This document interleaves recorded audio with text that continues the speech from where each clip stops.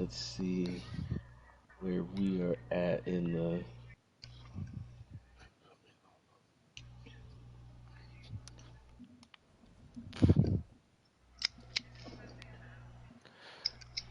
You good? Yep. Yes, we are. We are good. We are here. We are back. For more bullshit. Let me stop. That's what the show felt like.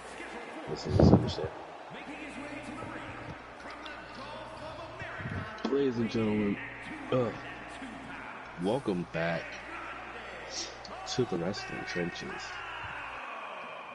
Why am I started off like that? There's something wrong with me. Anyways, ladies and gentlemen, You know, I welcome was back gonna to let the it wrestling. rock at first, but go ahead. Hell no, that's not. No, that's welcome back to the wrestling trenches. I'm your boy with the most joy, Noy Floyd, and I'm back with my twin, that guy E. How you feeling today, man?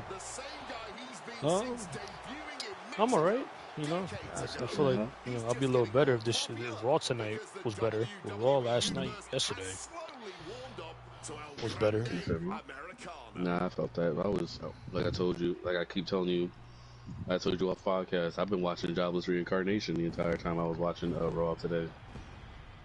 Yeah, I don't blame you. I don't blame you. Do you want to like get straight to it, or? What do you? I mean, listen. It's been a minute. What do you want to talk about? No pun intended, Cody. Yeah, we can get straight to it, but honestly, before we get straight to it, let's actually chit chat like a tiny bit. 'Cause I do want to say a couple things. So remember how one time we had the conversation about the movie Obsession? So I watched it because it's on Peacock. Yeah. I thought it was really good. I thought it was well worth the hype, because one of the reasons why I wanted to actually watch it was because people were just hyping this shit up, like, oh, like, it's like the best horror movie of the year, blah blah blah, like it's getting all these like raves and reviews and people just praising it.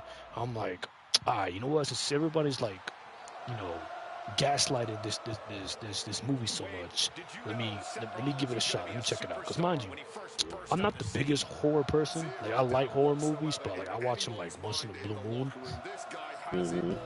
So I was like, you know what? Since everyone's talking about this shit, like it's like Michael Jordan back in 1991.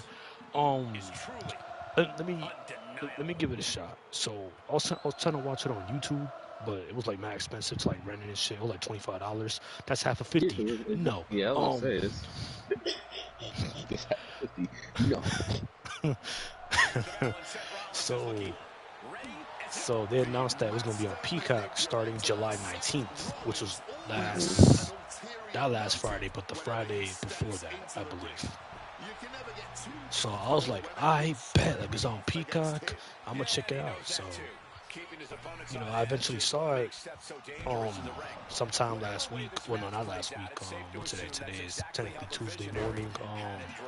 I saw I think Thursday, like into like Friday morning, kind of like it was like mad late. I was watching like 1 o'clock, 2 o'clock in the morning. On my phone on Peacock, and yeah, I thought the movie was well worth the hype. I thought it was really good. I thought the two main characters, the guy who played the main character, the main male character, and the woman who played the main female character, I thought both of them did a great job. Even though the main male character was pissing me off at times because of his decision making, but I thought it was a well done movie. I thought it was really good.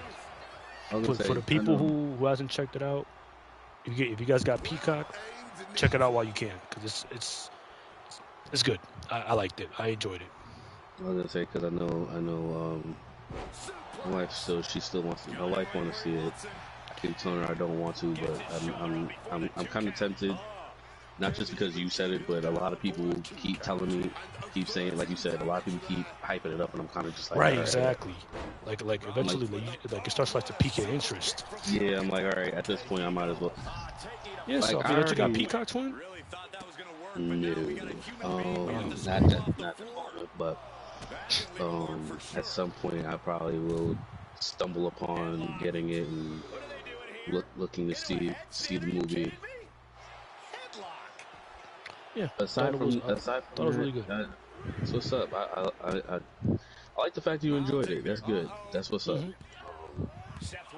Like I said, me, I've just been getting into my little animes. I keep watching. Yeah, me too. I keep watching Chainsmoker Cat, even though I keep telling it's so stupid. How's that going so far? I've seen a couple It's of so clips, fucking stupid. and I'm It's just so like, what the? Like, I saw a clip where like the main character farted in some nigga face. Like, yeah, nah. This show itself is just stupidity beyond compare. Like, I just watched episode. I got done watching episode 4 a while back, and I'm like, bro, are you dead ass? Like, episode 4 was to me the most is the most wildest one so far. But it's like I said, the main character, she just keeps pissing me off. All of her friends are weird. I don't not even weird. There's so much wrong. There's so much going on in that show, bro. Honestly, speaking of anime, before we, finally get started on the review of the show, which I kind of don't even want to review because how fucking bad it was. Have you ever heard of the anime called Super Cube? No, I haven't. So Super Cube is a Chinese anime. And not to like spoil it too much for you, if you ever want to get into it. Yeah. It's basically about this character where he basically absorbed this blue looking cube, like he was drowning in the water, and he saw this cube and he grabbed it, and the cube got into his body, and it basically gives him like powers like superhuman speed and strength. Yeah. And he just goes out fighting bad people and stuff like that. And basically episode 7 of the show, it's only 12 episodes, only one season, 12 episodes. I hope they make a season 2, but we'll see. Okay. But on episode 7, dog, I saw one of the greatest hand-to-hand combat fights in anime history. Chinese, I don't know what it is. Like, aside from Japanese anime, Chinese anime, they do that shit for real, bro. Dog. Like Chinese anime, and there is a difference. There's a huge difference, no matter to anyone hearing this, to a huge difference. Chinese anime, when they do fight scenes like crazy. They do real good fight scenes. Yeah, it was I remember my boy, he showed me that clip, that fight a long time ago. And I was like, yo, what is this? That was a good ass fight scene. And he was like, oh, it's this anime called Super Cube. It's a Chinese anime. I'm like, all right, I'll check it out one day. And finally, I ended up getting to it. And I finished it already. It's only 12 episodes, but I ended up getting to it. And I'm like, yo, this fight was fucking immaculate. That's what's up. Yeah. Yeah, he's finally learning that you can only count on yourself. I'll definitely gotta go check that out. I'll definitely check that out too, at some point. Is this a playable character, or is this an actual person? That's an actual person. Oh my god! How does he look like that? His genetics. I don't know what else to tell you. He don't look real.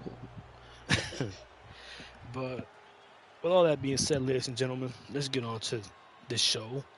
We got Raw live from the Intuit Dome in good old Los Angeles, California.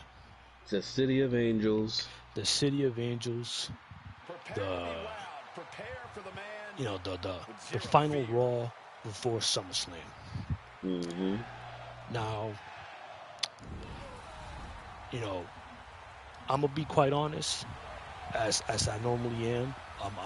Every time we do these podcasts, I always try to be as honest as possible, no matter for the people who are watching us You know, no matter if you agree with my opinions or you don't, that's fine. You know, opinions and opinions, but I'll always try to be honest as possible.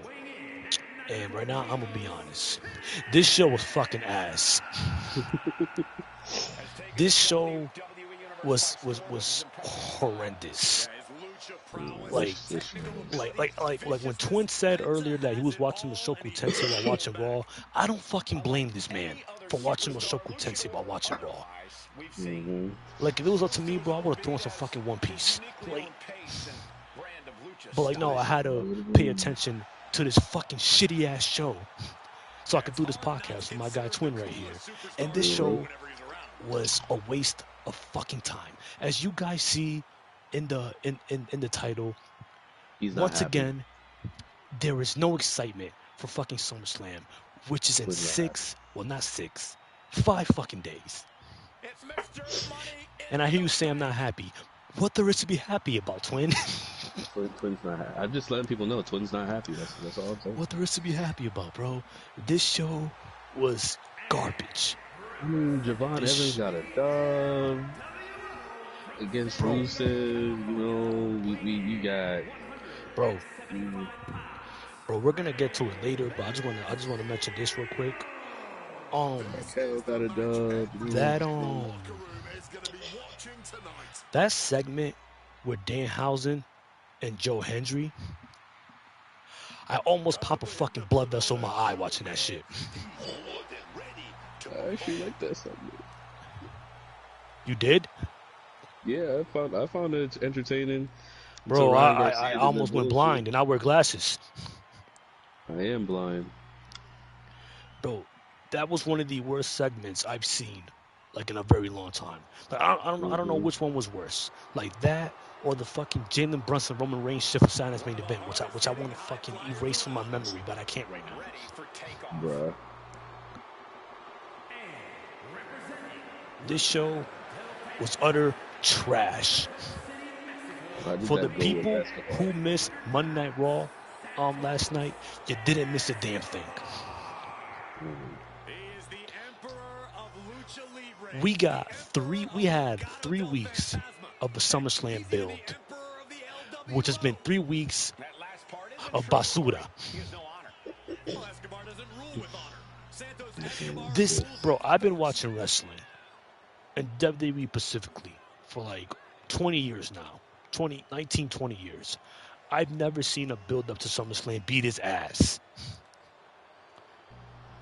Like, to the point where,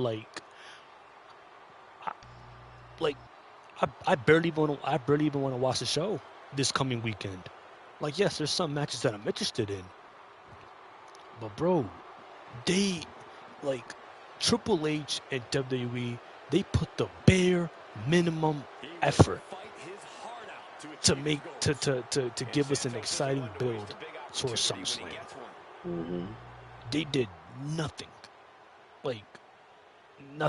to get you excited. Like, every week you watch both these shows, you watch SmackDown and Raw, and you're hoping for some kind of excitement that will fucking, like, you know, that will get your hair standing up and give you goosebumps and your toes start curling. And I know you hate me talking about toes, but let me just get this shit out real quick. And you know, and just get you filled with joy and leave you wanting more and saying, yo, I can't wait for SummerSlam this Saturday and this Sunday. There's gonna be a great fucking show, which it can be. Don't get me wrong, the card looks fantastic, but WWE did fucking nothing at all to get you any kind of excitement for SummerSlam. Like this weekend, bro. This SummerSlam better hit like fucking crack, because it has to. To make up for this terrible build that I had to sit through and watch for 3 fucking weeks. This pay-per-view better hit like crack. Told y'all. He's not happy. And there is some truth to it. Like, just being honest, there hasn't really been a lot of, like, if y'all could tell us if there's been excitement, because we just can't see it. Like just being real, we can't see it. There's not a lot going on when it comes to Raw. I mean, when it comes to Raw, like every and SmackDown, both, bro. Like SummerSlam just hasn't been the go-to banger. Like I'm not really excited for it. I'm not really excited for it whenever Raw comes up. Like today, I was talking to Twin about it before we got on the chat. There were more video packages today about SummerSlam than there were matches. They did like 3 in a row at one point. Like, and it was just video package after video package, and it's like, bro, we get it. We get it. It's Raw. It's like, it's SummerSlam. But for them to keep going with the video packages, it's like, dude, what are we here for? I don't mind the video packages, and I think they should do them a lot more. You know, especially when it comes to the pay-per-view. Like, instead of giving us like, 8 minutes of commercial and advertisements, at least give us some video packages. So I don't have an issue with the video packages. It's just that at one point, like I said, like, they gave us 3 in a row. Like they give you a video package, or give us a video package for the Sol Luca and Raquel match, and then they give you another video package for Chad Gable and his match against Penta, which I thought it was very well done, by the way. And I actually liked the package. And then after that, I'm thinking to myself, okay, we about to get a match. And then no, we get an EO video package. I'm like, bro, where the fuck is the wrestling?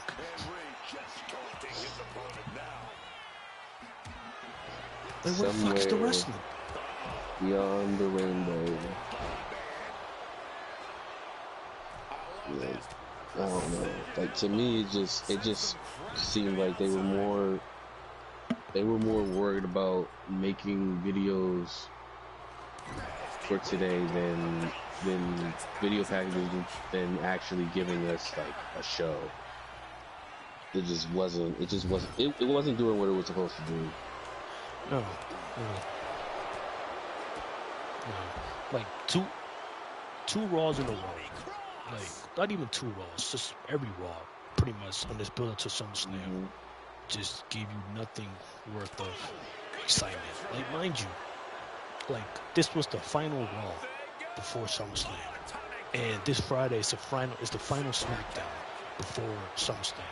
So coming into this week, WWE basically has 2 final chances to garner any excitement. Right? 2 final chances, 2 last chances. It was Raw yesterday, and they got SmackDown this coming Friday. For Raw last night, they fucking shit the bed. They fucking shit the bed. And like how bad that it's been going so far, bro. I can't even expect anything from SmackDown. Like, like the way how bad it's been looking, bro. Like, I wouldn't be surprised if SmackDown is as bad as Raw last night. And mind you, SmackDown's been fucking terrible almost like for the majority of the year. It's like they just gave up. It's like, it's just, they walk into the creative room and it's just like, all right, what fucking garbage are we gonna pull out this week?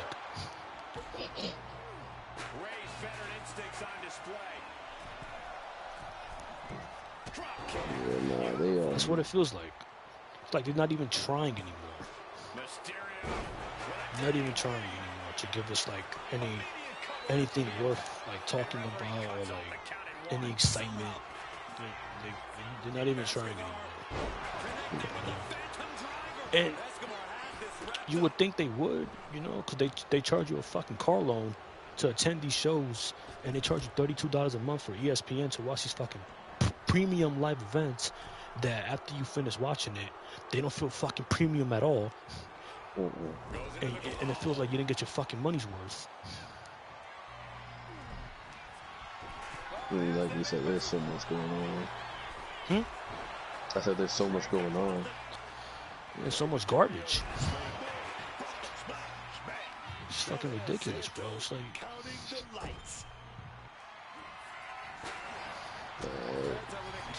Like if I didn't, like if I didn't have to do this podcast with you, Twin, bro, I would have gave up on Raw like between the first hour. I'm fair. But did you get it out your system though? huh? Did you get it out your system though? I mean, I did, but the thing is, we're going to talk about the show, so it's like. So I mean, I got the majority out of my system, but once we start talking about the first segment, which I did not like at all, and I know you weren't a fan of it neither. No, I wasn't a fan of it because, like I said, I wasn't a fan of it because of the fact that it felt like a waste of time. Too much. Yeah, it was a waste of time of how it was. This was supposed to be a weigh-in. A weigh-in is supposed to be a moment of like. You're supposed to have two people weigh in, then they do what they gotta do, and then they're gone. First off, this is how Raw started. They said, want to get right into it? Yeah, I'm gonna get into it. First, They started off. They said Raw. They said, "Welcome to Raw," blah blah blah. And they're lowering the cage, and then we start to see that both Oba and Brock are being led to the ring by police escorts, right? Oba does his entrance. The police come through. They go into the ring. Oba does his weigh-in. We find out that Oba is 302 pounds. Yep. 302. Now, mind you, really, and the man's built. Like, he has a really good build. So, yeah, 302 makes sense. So now we're waiting. So now you would think, like, oh, okay, now Brock Lesnar's turn. And Oba's waiting patiently. Like, he's like, yo, no more games. I'm not doing this. He's ready. And, here comes Brock. Brock does his entrance, and it looked like he almost slipped, too. I don't know if you saw, but he looked like he almost slipped. Yeah. I thought he did for a second. And then they're starting to get to the ring, and I think the police officers went in first. And as the police officers went in first, this nigga Brock decides to take the chain. I don't even know why the chain was fucking on there, but they take the chain and they lock the ring. And then we get nothing but Paul Heyman talking about how Brock's career and everything he did throughout the years and all this other shit, and I'm like, mind you, while Brock has the damn key in his mouth and he's mocking Oba, and Oba's on the inside with Triple H and them. And then Paul is just running down Brock's accomplishments, and he's just slobbing on it. Grown man, by the way. Grown ass man. And that he's the king of the Broctagon, and he's undefeated inside Hell in a Cell. Like, bro, he beat Undertaker twice. He's 2-0. It ain't all that special. And and then Paul Heyman says that Brock weighed himself earlier, and he's 303 pounds. He's 1 pound above Oba. Oh my god! Amazing. I was that ultimately pissed me off too. That ultimately pissed me off, because if you knew this and you came out here to do all this, there was no reason for him to come out then. They should have just said, "Yo, Brock did his weigh-in already. He's 302. He's 303 pounds. He's a pound over. He's a pound." Paul got to sell it. Paul got to sell the match. No, I understand the selling part, but it's like the entire time this is happening, and they're just walking around the cell. They're walking around. I'm sitting there thinking to myself, I'm like, this whole thing could have been avoided if they had just kept the cell up. There's no reason for them to put the cell down and have this big ass structure, in front of them. There was no reason. That shit made no sense. There was no reason for Hell in a Cell to be over there. No, you know what it was? I think, I mean, still kind of dumb, but I think the plan was, it was for them to give us a sneak peek of those two inside Hell in a Cell before SummerSlam. Only one person was inside the cell. Right, I know, but I think that was that was the point of like the segment, kind of like originally. Okay, put these two behemoths inside the cell. But Brock had different plans, and I guess not. And then when he locked like Oba in the cell, it's like I think they wanted like for us as fans to get the visual of like Oba inside the cell by himself, because due to the fact that this is his first ever Hell in the Cell match. So like, okay, like here's a sneak peek of like, you know, like Oba being trapped inside the cell before, you know, for the first time before he has to lock up with Brock on Saturday, because their match is on Saturday. Well, they did a trash ass job at it. Yes, they did. Yes, they did. The fucking segment was fucking terrible. Because at the end of it, Brock is like, "Oh, I'll see you at SummerSlam, bitch," and then throws the mic and then walks off. And then Oba, and don't get me wrong, Oba, I feel like this is coming from me because I just watched a TikTok about Oba's promos from when he was in NXT and all that. But I'm gonna say this as nicely as I can. Oba's promos are being wasted on this whole thing.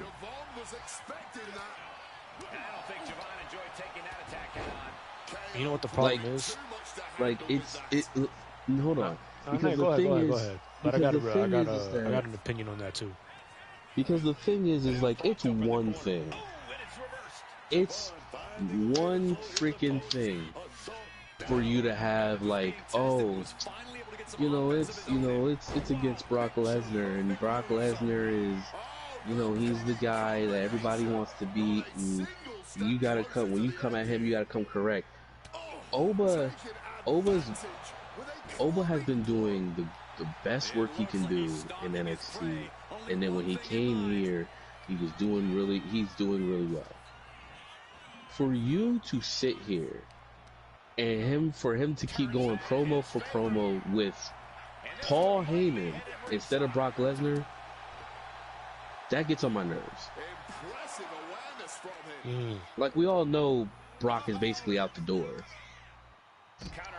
Right, but Brock don't cut promos. But that's what I was gonna say. At this point, Oba doesn't even really have to say anything. All he has to do is just be there. Like it's like I said, and my problem is that it's being wasted on all. It's getting wasted. His promos are being wasted on this, and I'm like, bro, because he cut a really good one too today when he hit him with the, oh, you're not trapped. He's like, I'm not trapped in here with you. You're trapped in here with me. Like, yeah. And I was like, damn, like that. I'm like, damn, that's like some real good shit. Like, but that's all. That's what I had to say about that. But what were you gonna say, Twin? My thing is about it. I don't know if I could exactly say, like, from my opinion, from my perspective, I don't know if I could exactly say they're being wasted. Cause I get what you're saying, and I agree with you actually. Because I understand where you're coming from, but like I said, I don't know if I can exactly say they're being wasted, but my issue with Oba's promos right now, it's not the fact that they're bad, because they're really good. Oba's a pretty good damn promo, especially after this young in his career. Like, it takes people a while to develop like a very good promo, and he's done it in a short span. So it's not the problem it's not the promo itself. The promo was good. The issue is, I feel like, and I don't know about you, I don't know if you caught this, but I definitely caught it. I feel like like these last like 2 or 3 weeks, possibly 4 weeks, but I think these last 2 or 3 weeks, he's been saying the same shit over and over again. And, well, that's the thing. It's not his fault. It's not his fault. It's just that I just think, like, everything that he needed to say, like, has been said. You know what I mean? But that's what I'm saying. That's why I'm saying it's wasted. That's exactly why I'm saying it's wasted, because the thing is, everything's already been said. Yeah. There's nothing else. Like, he said it. No more. He's like, I'm done with the games. Yep. I'm done with He's all been this. saying that the last few weeks. Yes, he's like, I'm he said it tired. today. He's like, I'm tired of you running, and I'm tired of you, running away. I'm tired of the games and blah blah blah. And I'm like, oh, you kind of said this shit last week, bro. But that's what I'm saying. That's why I said it's like, you're like, his best work. His best work is. That's why I'm saying his best work is being wasted. Because yes, he's saying the same thing. Oh, he's saying the same thing over and over. The problem is that he shouldn't have to say it again, and they're making him say it again. Because and I'm like, for what? At this point, bro, it's either let these niggas brawl, or like, I'll see you at Summer, like, and every single one is like, oh, I'll see you at SummerSlam, bitch. It's like, all right, Brock, we get it. You don't want to do, you got him doing all your promos. It's like, bro, just stop. Just stop. There's no need to keep going. He said what he had to say. You said what he's been said what he had to say. It's like, bro, can we get some other stuff right now? No, yeah, it's like, they ran out of material. It's like, two examples I can make. One is like, when a rapper is freestyling, they spitting bars, and then they run out of shit to say, or like they run out of material. They're not gonna rap no more, cause they run out of shit to say. Nope, that's the truth. It's like, I see another example before I get to my original example. It's like, when you're writing an essay for school and you're typing all this shit out, and then once you run out of shit to type, and once you run out of ideas of what you want to type, you get stuck. Like, fuck, what do I type next? I get that. Like I said, it's like they run out of, once you run out of material, once you run out of shit to say, once you said everything that has been said, it's like, where do we go from here? It's like here's my third example. Remember, okay, that Monday Night Raw, right, where Seth Rollins came out and he basically challenged Roman to the match, and he got in Roman's head, right? And he talked about their history and like you never beaten me, and I took your main event at WrestleMania 31. I beat you last year in the main event of WrestleMania, and blah blah blah, right? And obviously Roman accepted the match, and we got the match made for SummerSlam. So the following week after that, right, in the Raw in Chicago, where when LA Knight was when he made the brother joke, like, oh hey brother, how you doing, all that. Yeah, I remember. So before LA Knight came out and did that and woke up the crowd because Seth Rollins was putting the crowd to sleep, Seth said everything that he needed to say last week, especially, So it's like, what else can he really say? Another thing too, Roman wasn't there. So he doesn't have Roman to play off from, because obviously Roman's not there. Seth has to carry the fucking load and tell the story by himself. No, that's true. I remember. Yeah.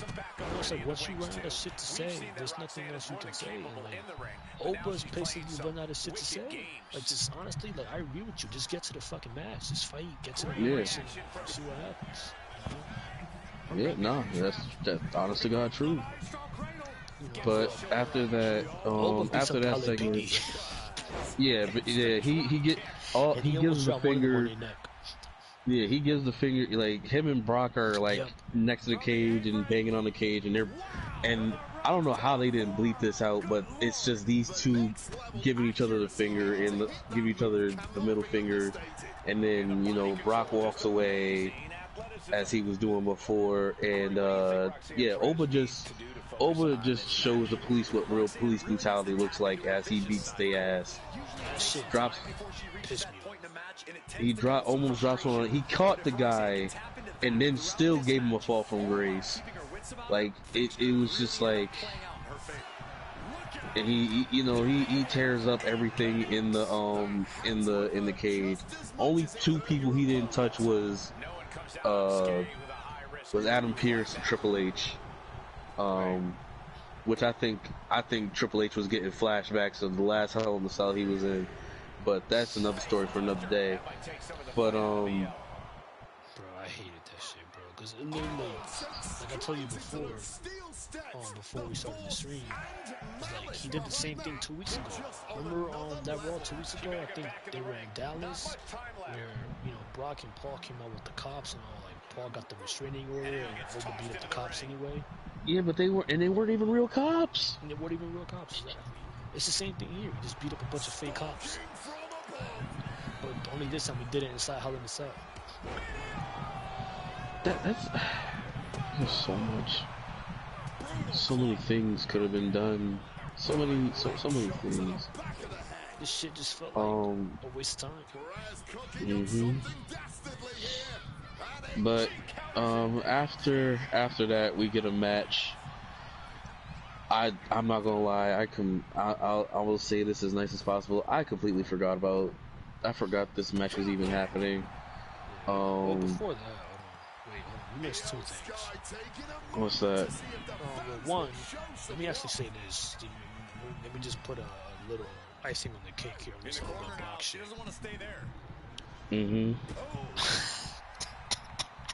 Nice to hear, bro. In all of the 20 years, right, 19, 20 years that I've been watching professional wrestling, never have I ever seen a weigh-in for a Hell in a Cell match. And when the fuck did we start doing that? So, like, let me ask you this though. So, what happens if like someone's like over the limit? Like, what do you mean?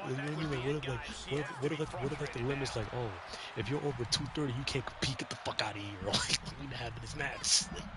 Like, you know what? I don't know. I didn't get the whole point of the weigh-in. What's the whole point of the weigh-in? You're asking me like I know. I don't fucking know. These dudes. This was meant. That's why the other reason I was mad, because it's like, if there was a weigh-in and we were meant to do this, like, the whole point of the weigh-in was to show how how much weight these two like behemoths are gonna be putting against, like, how much weight these guys have against each other. That was the whole point of it. As soon as they hit us with the oh my god, Brock was locking the cage, he's not getting in. The whole process went out the window for me. Like, I stopped caring. Because I was like, bro, there's no point of me. Like, I was like, bro, you know what? I don't care anymore. Like that shit